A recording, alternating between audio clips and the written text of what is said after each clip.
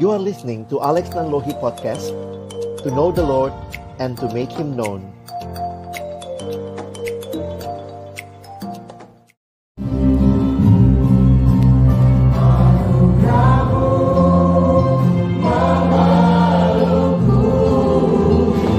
Anugerahmu pulihkanku, anugerahmu bebaskanku, bawa aku ke hidup yang baru. Anugerahmu layakkanku, anugerahmu ubahkanku, anugerahmu berkatiku, anugerahmu layakkanku hingga surgamu. Mari kita berdoa sebelum membaca merenungkan firman Tuhan. Biarlah pujian yang kami naikkan menyatakan kerinduan hati kami bahwa hanya Engkau Tuhan, anugerah-Mu itu yang cukup bagi kami. Siang hari ini kami akan membuka firman-Mu. Kami mohon bukalah juga hati kami, jadikanlah hati kami seperti tanah yang baik, supaya ketika benih firman Tuhan ditaburkan, boleh sungguh-sungguh berakar, bertumbuh, dan juga berbuah nyata dalam hidup kami. Berkati hamba-Mu yang menyampaikan, setiap kami yang mendengar, tolong kami semua Tuhan, agar kami bukan hanya jadi pendengar firman yang setia, mampukan dengan kuasa Roh-Mu yang kudus, kami dimampukan menjadi pelaku-pelaku firman-Mu di dalam kehidupan kami. Biarlah Natal sekali lagi menyegarkan setiap kami. Di dalam nama Tuhan Yesus Kristus, Sang Bayi Natal yang kami rayakan kelahirannya, kami menyerahkan pemberitaan firman-Mu. Amin. Silakan duduk. Shalom. Selamat siang Bapak Ibu Saudara yang dikasihi Tuhan. Saya tidak tahu ini sudah Natal keberapa yang saudara ikuti, tapi seperti biasa Natal selalu identik dengan hal-hal yang indah, yang meriah. Tapi biarlah kita tidak kehilangan makna Natal yang sesungguhnya. Hari ini tema kita Jesus, Friend of All. Dan tema ini juga yang di dalam pesan Natal dari PGI dan KWI menjadi tema tahun ini. Yesus sahabat semua orang. Nah saudara, pertanyaan yang selalu muncul setiap kali merayakan Natal bagi saya adalah pertanyaan ini gitu ya. Apa yang saudara paling ingat pada waktu merayakan Natal? Apakah mungkin hal-hal ini saja yang kita ingat begitu ya? Jadi memang unik juga ya, Natal menjadi identik dengan banyak hal. Ada satu pembicara dalam satu tulisan yang dia buat dalam bukunya, dia tulis begini, merayakan Natal itu berbahaya. Kenapa? Karena mungkin sekali kita merayakannya tanpa mengerti maknanya. Sampai dia mengatakan kalau Yesus datang Natal kita sekarang, mungkin Yesus juga terbengong-bengong kagum ya. Apa hubungannya semua ini sama saya? Kalau Yesus boleh bertanya begitu ya. Apa hubungannya Yesus sama Santa Claus? Saudara sepupu? Enggak saudara ya. Apa hubungannya Yesus dengan Rudolph the Red-Nosed Reindeer? Apa hubungannya Yesus sama siapa? Olaf sekarang itu ya. Frozen. Tapi itulah, Natal seringkali kehilangan maknanya. Natal dalam arti yang sederhana, Natal artinya lahir. Dan yang lahir itu adalah Yesus Kristus. Christmas is Jesus' birthday. Ada satu anak tanya sama mamanya, "Mami, what is Christmas?" Anak masih kecil, balita, "Mami, what is Christmas?" Lalu mamanya bilang, "Christmas is Jesus' birthday." Loh, kalau Christmas itu Jesus' birthday, anaknya bingung. Kenapa bingung mamanya tanya? Why everyone is changing presents? Kenapa orang pada tukeran kado? Mau gak saudara bikin ulang tahun, semua bawa kado tapi gak dikasih sama saudara yang ulang tahun, lalu tukeran di antara mereka? Gila bener gitu ya. So this Christmas, I want you to think, what presents you would give to Jesus? Hadiah apa yang saudara mau berikan buat Yesus? sang bayi Natal itu. What is the most important thing about Christmas? The most important thing about Christmas is the first 6 letters. CHRIST. Christmas without Christ tinggal mas. Ini bukan perayaan mas begitu ya. We are celebrating Jesus. Saya suka kumpul gambar, saudara. Gambar ini menolong kita menghayati gitu ya. Christmas is empty without Jesus. And Jesus supposed to be at the very heart of our Christmas. Karena itu hari ini kita akan melihat apa yang Yesus berikan, apa yang Yesus ajarkan. Kadang-kadang orang terpaku kepada peristiwa di palungan semata-mata, terpaku pada peristiwa Yesus sang bayi mungil itu. Tapi jangan lupa, dia sang bayi mungil yang kemudian bertumbuh besar. Dia mengajar, dia memanggil murid-murid kepadanya, dan dia memberikan kepada mereka pesan-pesan ilahi. Hari ini dalam tema kita akan melihat sama-sama Yohanes 15 ayat 14 sampai 15. Saya sudah tuliskan ayatnya bagi kita di depan. Ini salah satu bagian pengajaran Yesus. Saudara, saya pikir kita harusnya makin serius dengan pengajaran-pengajaran Yesus yang harusnya menuntun hidup kita. Mari kita baca Yohanes 15, 14 dan 15. 1, 2, ya. Kamu adalah sahabatku jikalau kamu berbuat apa yang kuperintahkan kepadamu. Aku tidak menyebut kamu lagi hamba, sebab hamba tidak tahu apa yang diperbuat oleh tuannya. Tetapi aku menyebut kamu sahabat, karena aku telah memberitahukan kepada kamu segala sesuatu yang telah kudengar dari Bapakku. Saudara yang dikasihi Tuhan, perhatikan ini bagian akhir pengajaran Yesus sebelum dia mati. Kalau saudara melihat Injil Yohanes, maka Injil Yohanes khususnya mulai pasal 13, 14, 15, 16 sampai 17 itu adalah minggu terakhir di dalam kehidupan Yesus. Sehingga apa yang kita baca di Yohanes 15, para penafsir Alkitab mengatakan ini adalah percakapan Yesus dengan murid-muridnya, nampaknya dalam perjalanan menuju ke Taman Getsemani. Jadi ini bagian dari akhir pengajaran Yesus, atau yang biasa disebut di dalam teologi final discourse of Jesus. Nah, apa yang menarik yang Yesus sampaikan? Ada hal-hal penting, inti pengajaran yang mau dia sampaikan tentang kasih, tentang bagaimana kita menikmati kehadiran Roh Kudus. Itu yang nanti Bapak Ibu bisa baca di pasal 14, 15, 16. Dan 17 itulah doa yang Yesus sampaikan bagi murid-muridnya. Nah, apa yang menarik untuk kita perhatikan? Di dalam bagian ini, Yesus memberikan satu bahasan relasi yang baru. Satu gambaran relasi yang baru dengan murid-muridnya. Mari saudara perhatikan sebentar. Yesus berkata, kamu adalah sahabatku jika kamu berbuat apa yang kuperintahkan kepadamu. Di dalam persahabatan ada ketaatan. Ketaatan kayaknya kalau kita bicara ketaatan langsung bayangannya hamba. Yesus menjelaskan lebih jauh. Aku tidak lagi menyebut kamu hamba, sebab hamba tidak tahu apa yang diperbuat oleh tuannya. Tetapi aku menyebut kamu sahabat. Jadi saudara, indah sekali mengerti bahwa Tuhan menyebut kita sahabat, menyebut murid-muridnya sahabat. Saudara sudah pernah cek Facebooknya Yesus?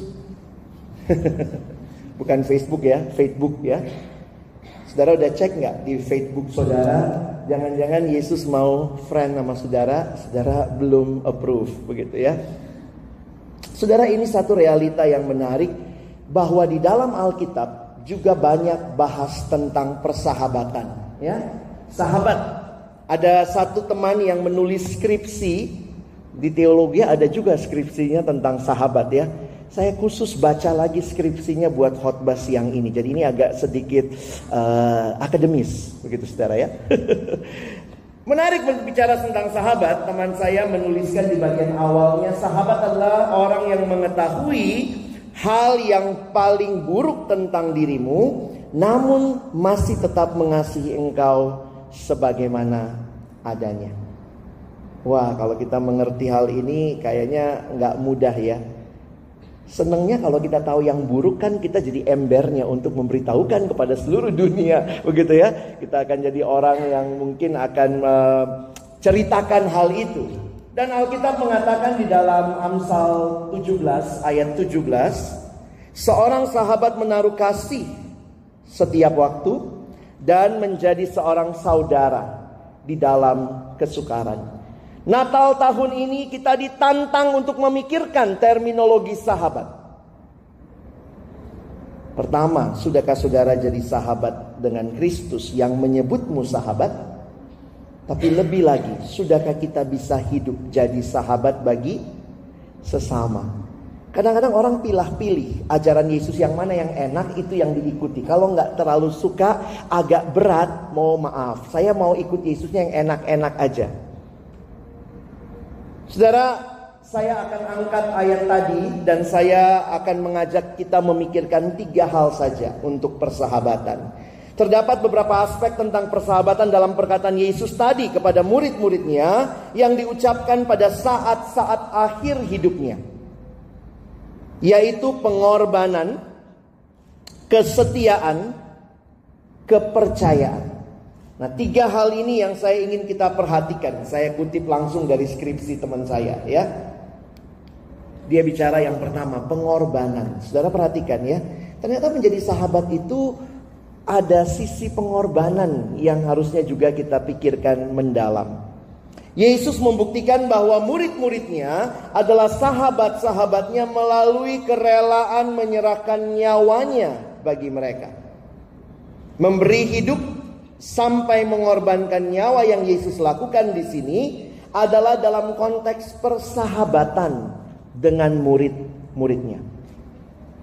Saya cukup lama mikir gitu ya, ngeri juga gitu. Persahabatan diukur dari menyerahkan nyawa, pengorbanan. Lalu mungkin kita langsung mikir gitu, ya elah boro-boro mau berkorban. Orang itu ngorbanin orang. Gitu ya. Kadang-kadang kesulitannya di dalam relasi antar manusia yang sudah jatuh ke dalam dosa, kita bukannya berkorban bagi orang lain, malah cenderung mengorbankan orang lain.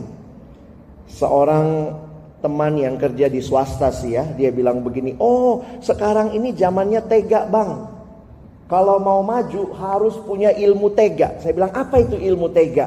Pokoknya pakai gaya katak, pakai gaya kodok kalau mau maju. Apa itu? Kayak berenang gaya kodok, sikut kanan, sikut kiri, yang penting gua maju. Kalau perlu tendang kiri kanan, belakang.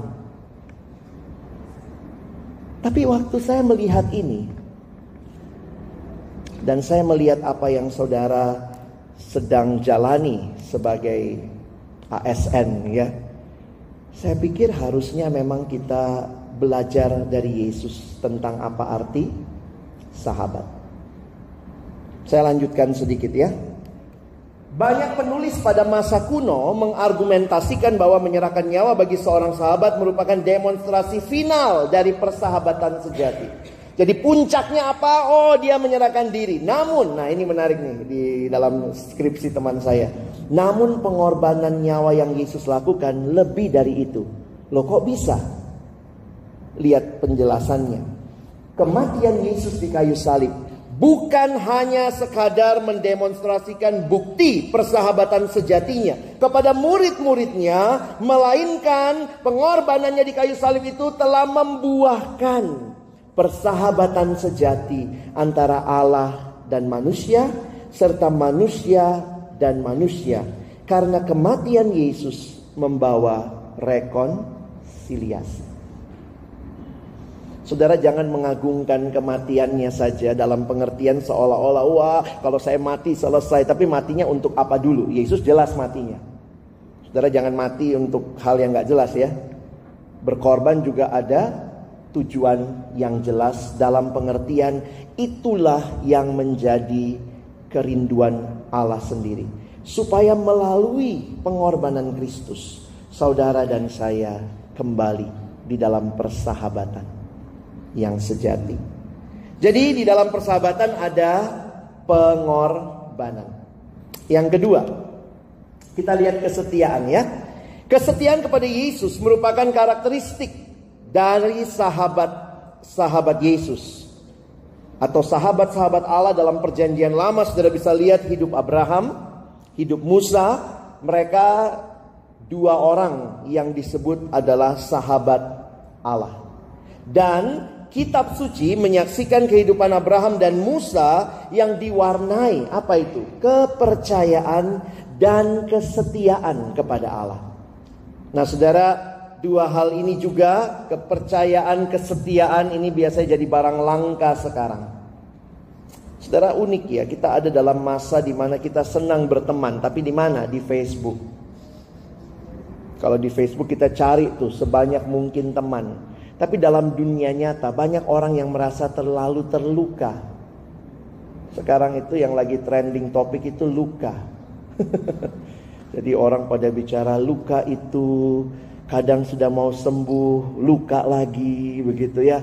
Jadi itu semua dalam relasi, salah satunya persahabatan. Tapi saya sih menghayati tentang luka ini, saya cuma mau bilang gini saudara ya. Kalau saudara bisa merasa terluka dengan orang itu, mungkin itu orang yang dekat dengan saudara. Betul?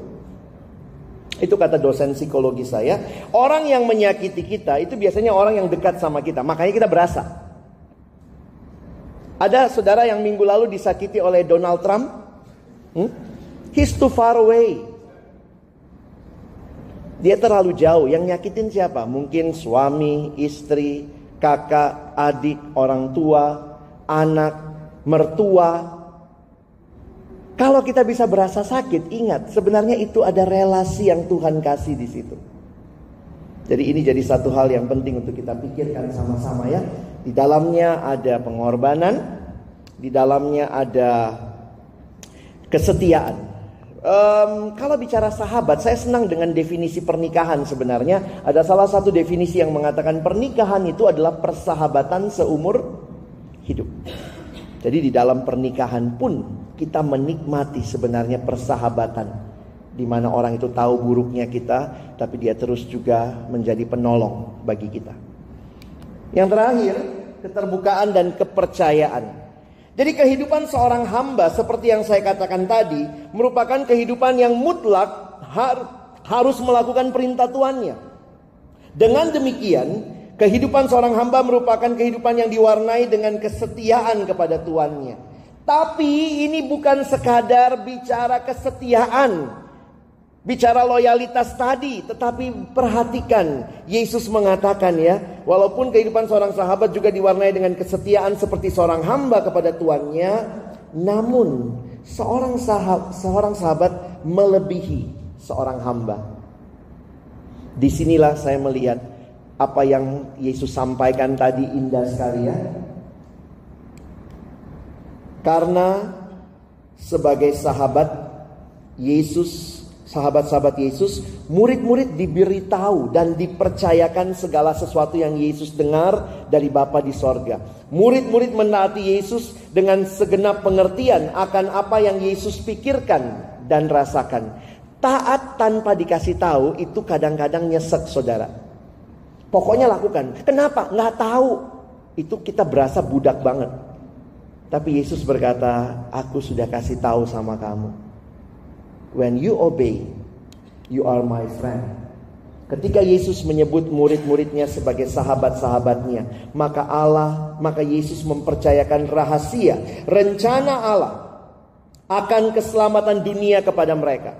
Kepercayaan akan rahasia inilah yang membedakan seorang sahabat dengan hamba. Karena hamba tidak tahu apa yang akan diperbuat oleh tuannya, sementara kepada sahabat ini diberitahukan.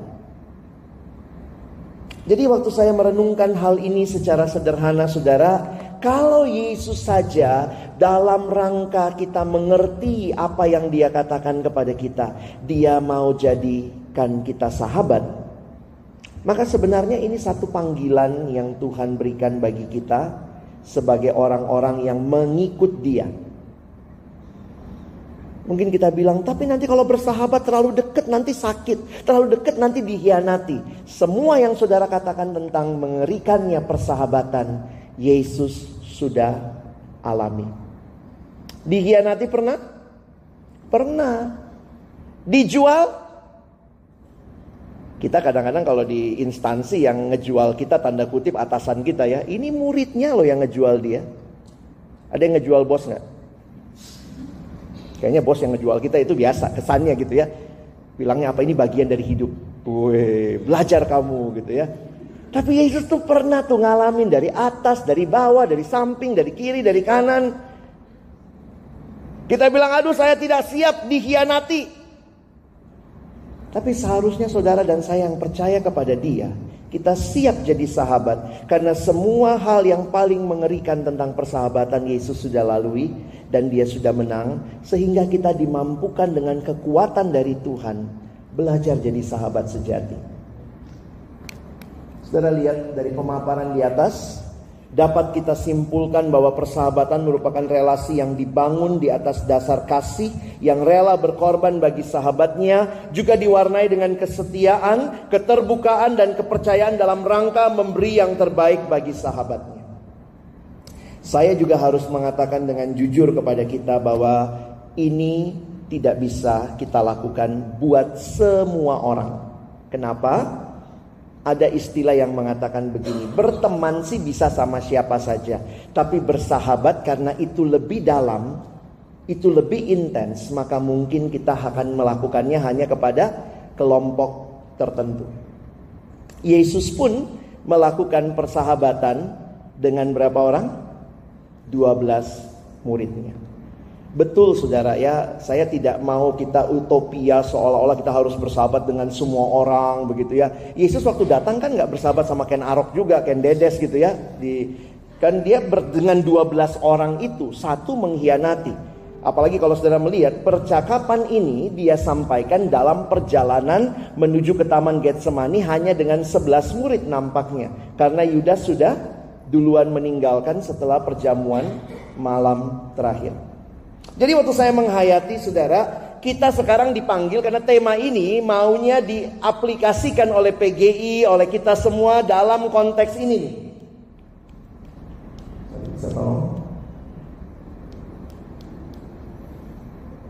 Konteks keberagaman Indonesia.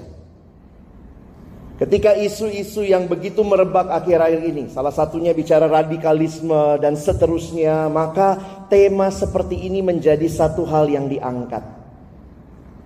Dan waktu saya merenungkan akan hal ini, saya pikir iya ya, kalau kita sebenarnya menghidupi apa yang Yesus sampaikan, belajar jadi sahabat yang sejati, bukan hanya bagi sesama orang percaya, tentunya itu lingkar terkecil kita.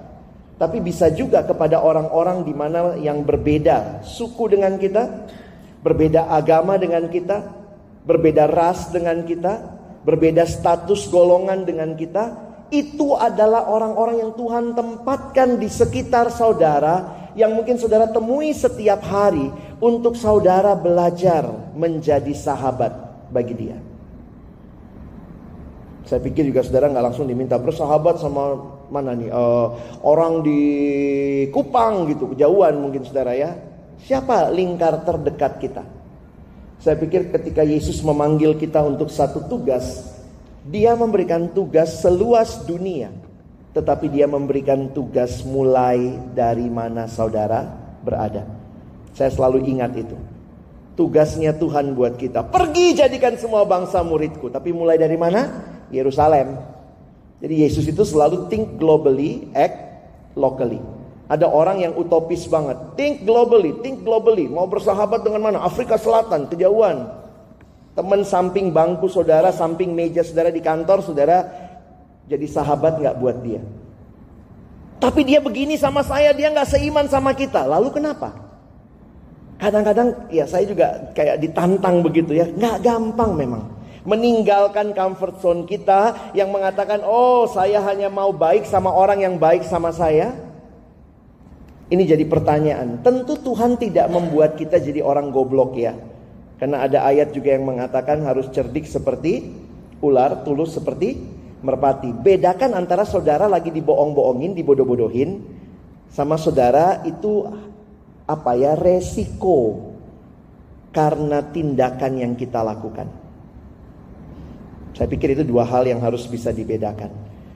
Disinilah saya makin melihat kasih itu jadi satu hal yang sangat real buat kita.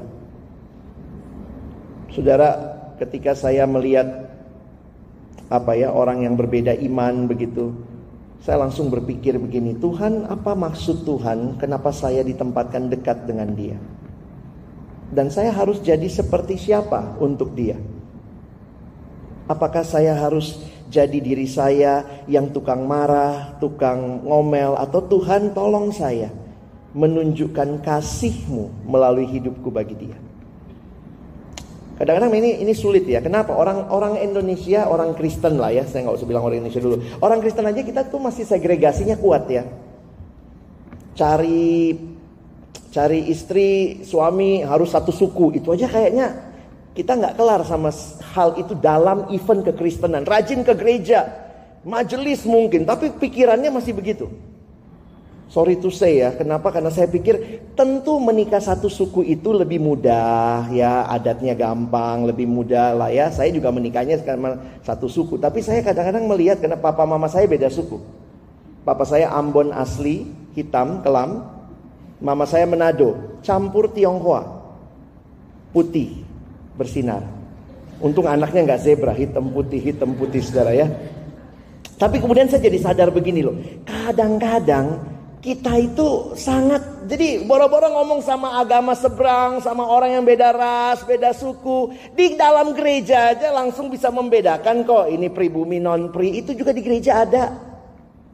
Jadi saya harus katakan pelopor pembaharuan itu harus lahir dari kita. Adik sepupu saya, mamanya, saudara mama saya, yang Tionghoa lagi gak setuju karena pacarnya Batak. Waduh, sudah sekian lama didoakan, diajak ngomong, pokoknya tante saya ini tidak, sekali tidak tetap tidak. Dia bawa hamba Tuhan lagi, bawa pendeta. Pendeta itu coba bicara sama ini. Jadi anaknya dikasih ayat, ingat loh orang Israel harus cari orang Israel. Dari mana hubung-hubungkan ayat begitu? Saya akhirnya cuma bilang begini sama adik sepupu saya, kalau ada waktu agak tenang mama, bilang sama mama, menolak suku yang kau tolak bukan cuma orang itu, kau tolak Tuhan. Karena gak ada yang pernah minta lahir suku apa. Ada bapak ibu pernah pesan, saya Ambon dong, saya Chinese dong, saya Batak dong. Kalau Tuhan sudah kasih dan Tuhan minta kita saling mengasihi, kita menolak suku, kita menolak Tuhan. Sederhana. Jangan dong menolak adat. Bagi saya yang paling ngeri adalah ketika saudara menolak Tuhan. Jadi ini memang pergumulan dalam banyak hal. Sehingga saya harus katakan ini tema yang sulit sekali PGI pilih tahun ini. Mau bicara radikalisme? Gereja benahi diri dulu. Orang Kristen, apakah engkau mengasihi karena memang kau tahu Tuhan menghendaki engkau mengasihi? Kasih itu bahasa yang universal. Allah meminta kita saling mengasihi. Tidak baik kalau manusia itu seorang diri. Sehingga ini kalimat yang saya ajak kita baca sama-sama ya. 1, 2, ya. Sebagaimana ikan dibuat untuk air, umat manusia dibuat untuk kasih, untuk mengasihi Allah dan mengasihi. Kalau kita mau sungguh-sungguh menghidupi tema ini, baharui pemikiran kita, baharui hati kita, kasihi Tuhan sungguh-sungguh, kasihi sesama. Dari mana? Dari dalam gereja. Dari mana? Dari dalam kantor saudara, lingkungan kerja saudara. Love God, love one another. Kata kunci di Alkitab salah satunya adalah one another. Jadi kalau mau jadi orang Kristen, ini kata yang serius nih. One another, silakan lihat, banyak banget. Dan ini semua harus terjadi ketika saudara tidak melihat orang dari suku, agama, ras, tapi saudara melihat mereka sebagai manusia ciptaan Tuhan. Kurang banyak. Nih saya tambahin. Tambahin ya. Disinilah saya harus katakan Natal tahun ini temanya sangat menantang. Karena sang bayi kecil itu tidak hanya tinggal di palungan. Dia bertumbuh besar, dia melayani, dia mengajar. Dan dia meminta, jadilah sahabat bagi sesama. Selamat Natal, Tuhan Yesus memberkati. Mari kita berdoa. Tuhan, terima kasih banyak buat firman-Mu. Ada begitu banyak golongan di sekitar kami, begitu banyak jenis orang di sekitar kami, termasuk juga yang kami lihat tadi, mereka yang punya isu mental health, belum lagi mereka yang punya isu dengan keberagaman. Dan hamba berdoa, biarlah Tuhan baharui kami dulu sebelum kami juga keluar dan membaharui dunia ini. Tolong kami benar-benar menghayati Engkau Tuhan, rela jadi sahabat kami. Dan Tuhan utus kami jadi sahabat di mana kami hadir. Sahabat yang rela berkorban. Sahabat yang belajar loyal, setia, dapat dipercaya. Sahabat yang terbuka. Kami bersyukur untuk firman-Mu, tolong kami bukan jadi pendengar saja, jadikan kami pelaku firman dalam nama Yesus. Amin.